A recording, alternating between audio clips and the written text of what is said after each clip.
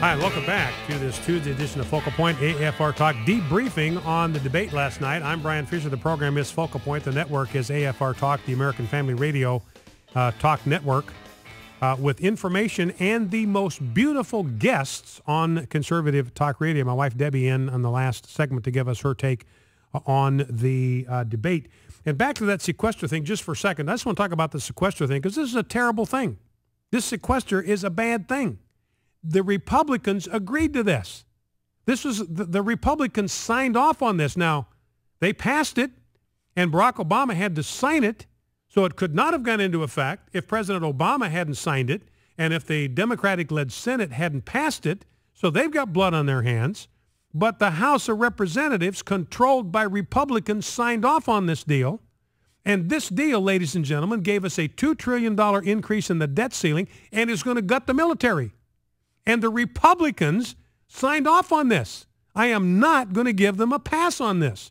That's why we've just got to play hard cheese with the Republicans in Congress. We cannot mess around with the debt ceiling anymore. This thing is out of control. Next time this thing comes up, and it's going to come up soon, we've just got to put our collective foot down and say to the Republicans in Congress, you cannot raise the debt ceiling. We can't do it. We can't afford it. We're going broke. Under the Obama administration, we have taken in $7 for every $11 we've spent. Somebody called him the 7-11 president. He takes in $7 and spends $11. Now think for a minute. If you had a household where your household income was $70,000 and you were spending $110,000 every year and you were borrowing that $40,000.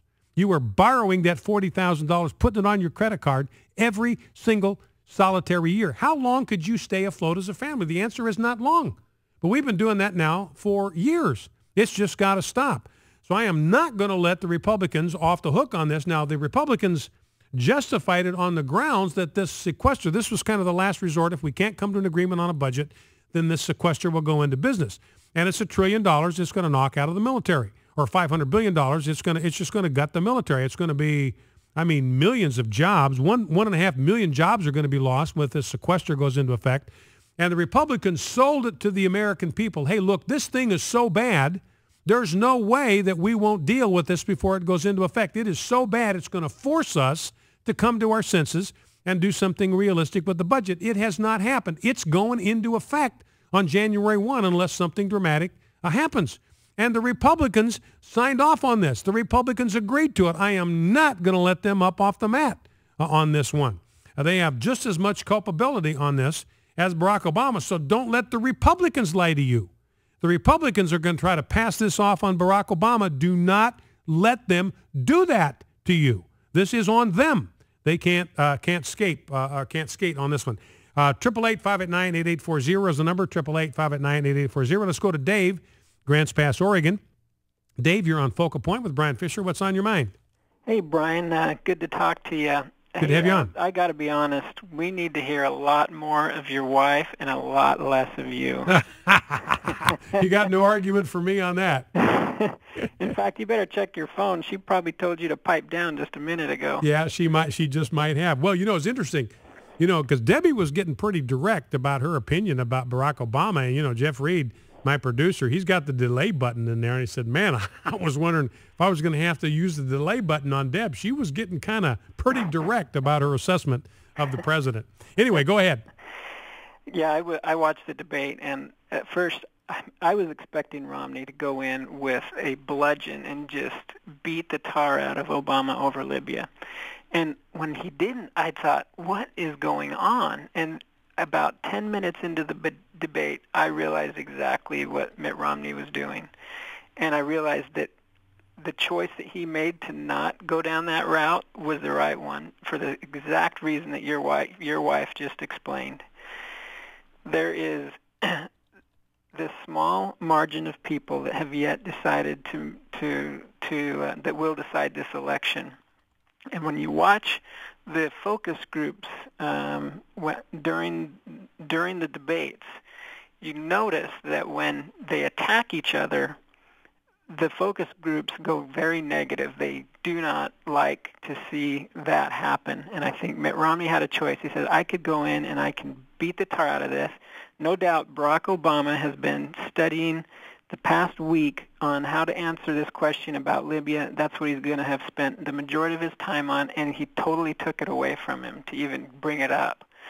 And I think Romney is at the point where he realizes he can win this election, and that if he stays above the fray and doesn't go into meaningless attacks on foreign policy, that he can win out the women vote and can win this election. That's my personal view on what I think he is doing, and he knows that the primary issue in this election is the economy. It's got nothing to do with foreign policy, and he turned on those like he has the last 3 times and made those points about the economy very, very forcefully. All right, Dave, well, listen, I appreciate that. Thank you for that. And I think that was Governor Romney's strategy. That was the question. How aggressive can he be? And Governor Romney, the stuff I've read indicates that Governor Romney himself made this decision. This wasn't his handlers telling them to kind of stay above the fray and go large, like my wife Debbie said. Don't punch back. Don't get into an alley fight here. That was Governor Romney's decision because he believed it was more presidential. He wanted to cast more of a vision for the future. He said a couple of times to Barack Obama last night, look, you attacking me is not an agenda. You are not giving the American people any sort of forward look at what you want to do. Now, Barack Obama's come out with some kind of 20-page booklet or pamphlet about what he's going to do in the second term. CNN looked at it, there's nothing in here. There's nothing new. This is just a retread, a rehash of old stuff. Now, Governor Romney, I thought, did land a few good punches. Let's grab clip number 2 from the debate, clip 4 on the rundown, Rob. Now, a couple of things that are interesting about this is the way that Bob Schieffer allows President Obama to interrupt Governor Romney. I thought he was pretty weak. He gave Barack Obama more time to speak by about a minute, not a lot, but the Democrat has had more time to speak in every single one of these debates. But I want to listen to this exchange and how rude President Obama is and how Bob Schieffer lets him get away with it, but Romney still scores some points on Barack Obama on the whole issue of what he said to Medvedev of Russia. Let's listen. I'm going to add a couple of minutes here to give you a chance to respond. Well, of course, I don't concur with what the president said about my own record and the things that I've said. They don't happen to be accurate. But I can say this, that we're talking about the Middle East and how to help the Middle East reject the kind of terrorism we're seeing and the rising tide of tumult and confusion. And attacking me is not an agenda. Attacking me is not talking about how we're going to deal with the challenges that exist in the Middle East and take advantage of the opportunity there and stem the tide of this violence. But I'll respond to a couple of things you mentioned. First of all, Russia, I indicated, is a geopolitical foe. Excuse me, it's a geopolitical foe. And I said in the same paragraph, I said, and Iran is the greatest national security threat we face. Russia does continue to battle us in the UN time and time again. I have clear eyes on this. I'm not going to wear rose-colored glasses when it comes to Russia or Mr. Putin. And I'm certainly not going to say to him, I'll give him more flexibility after the election. After the election, he'll get more backbone. Number 2, with regards to Iraq, you and I agreed, I believe, that there should have been a status of forces agreement. Did you? True. Oh, you didn't? You didn't want a status of forces agreement? No, what I would not have done is left 10,000 troops in Iraq that would tie us down. That certainly would not help us in the Middle East. I'm sorry. You actually, there was an effort on the part of the president to have a status of forces agreement, and I concurred in that and said that we should have some number of troops that stayed on. That was something I concurred with. That was your posture. That was my posture as well. You thought it should have been 5,000 troops. I thought it should have been more troops. But you know what? The answer was we got no troops through whatsoever. This is just a few weeks ago that you indicated that we should still have troops in Iraq. No, I didn't. I'm sorry. That's it. You made a major speech. I indicated that you failed to put in place a status of forces agreement at the end of the conflict that exists. Governor, here's one thing I've learned as Commander-in-Chief.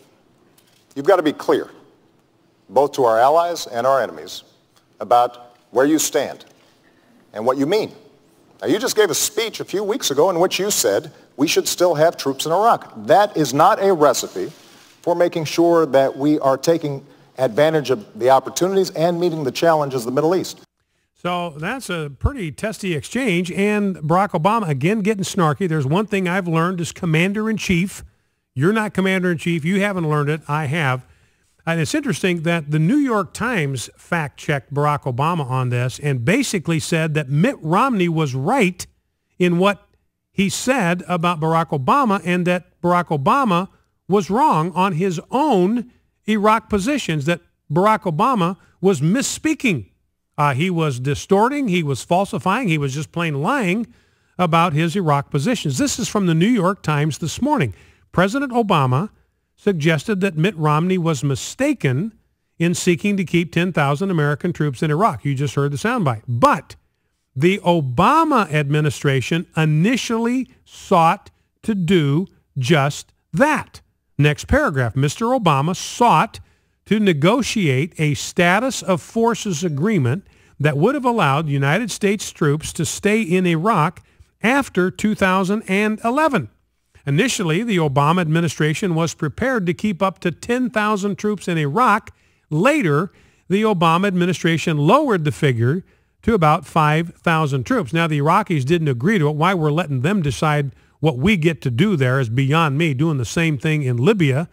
They're asking permission to go into that consulate after 4 of our people have been killed there. What in the world are we doing getting permission from them to go into this crime scene where 4 Americans have been murdered? I mean, that weakness is part of what Governor Romney was criticizing Barack Obama for. We're projecting weakness to the Muslim world. But anyway, here's the New York Times saying that Barack Obama wanted to do the very same thing he's criticizing Mitt Romney for, that is keeping troops, 10,000 troops in Iraq and keeping them on past 2009. And the only reason that we don't have the troops that President Obama wanted in Iraq is because the Iraqis didn't agree to it. Not because Barack Obama didn't want them there. He was trying to negotiate a status of forces agreement to keep 10,000 troops in Iraq, and the Iraqis said, no dice, we are not going to do the deal. You know, also interesting, Debbie pointed this out to me, that during that exchange, it's like Barack Obama kept looking to Bob Schieffer to bail him out, to sort of intervene and interject and kind of cut off Romney and give the microphone back to him, like he needed that kind of help. And the other part of the time, President Obama was like trying to stare down Mitt Romney, like the Punahou stare of death or some kind of thing. Focal Point, AFR Talk, 888-589-8840.